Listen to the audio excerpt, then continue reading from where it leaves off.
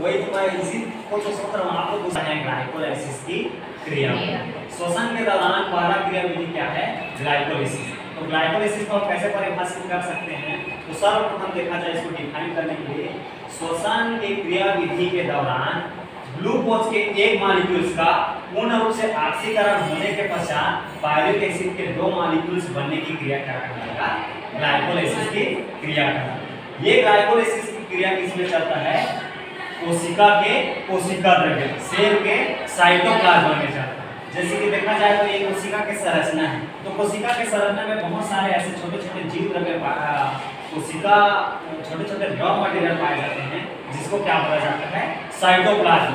और इसी साइटोप्लाज्म में कौन सी क्रिया चलता है? ग्लाइकोलाइसिस की क्रिया। ये ग्लाइकोलाइसिस की क्रिया को ईएमपी पाथवे के नाम से भी जाना जाता है।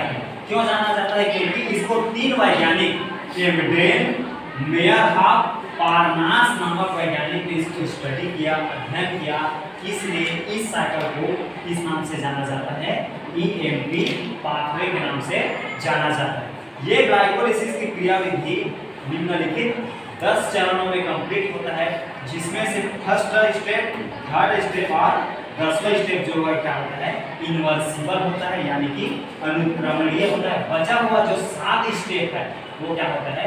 रिवर्सिबल, यानी कि उत्क्रमणीय। अब देखा जाए तो इसको समझने के लिए ये जो ग्लाइकोलाइसिस की क्रिया है वो क्या है? Common step. क्या है?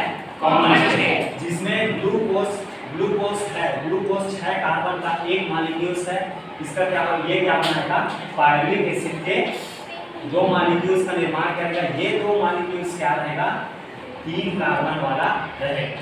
बना हुआ ये पायरुविक एसिड के जो 3 कार्बन यानी कि 2 मॉलिक्यूल्स है, उसका 2 कंडीशन। पहला कंडीशन क्या हो जाएगा? पहला कंडीशन ये कहता है कि ऑक्सीजन की उपस्थिति में इसका क्या हो जाएगा? वायु शोषण हो जाएगा। वायु शोषण होने से किसमें बदल जाता है? 3-फॉस्फोग्लिसरेटिहाइड में बदल जाता है। ये 3-फॉस्फोग्लिसरेटिहाइड के कितने कार्बन बनेंगे? 3 कार्बन बनेंगे। ये 3-फॉस्फोग्लिसरेटिहाइड के जो 3 कार्बन है वो इंटर करेगा, किसमें इंटर करेगा? क्रेब्स चक्र। किसमें इंटर करेगा? क्रेब्स चक्र में इंटर करेगा। और ये जो 3-फॉस्फोग्लिसरेटिहाइड के क्रेब्स चक्र में क्या हो जाएगा? पूर्ण रूप से ऑक्सीडेशन होगा, मतलब पूर्ण रूप से इसका क्या हो जाएगा? ऑक्सीकरण होगा। ऑक्सीकरण होने के पश्चात ये किसमें बदल जाएगा? कार्बन डाइऑक्साइड में बदलेगा, जल में बदलेगा और ऊर्जा में बदलेगा। इसमें पूर्ण रूप से ऑक्सीकरण होने के कारण इसमें जो ऊर्जा है वो अधिक मात्रा में बनता है।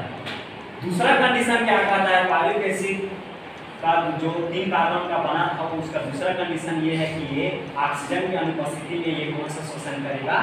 अवायवीय शोषण करेगा।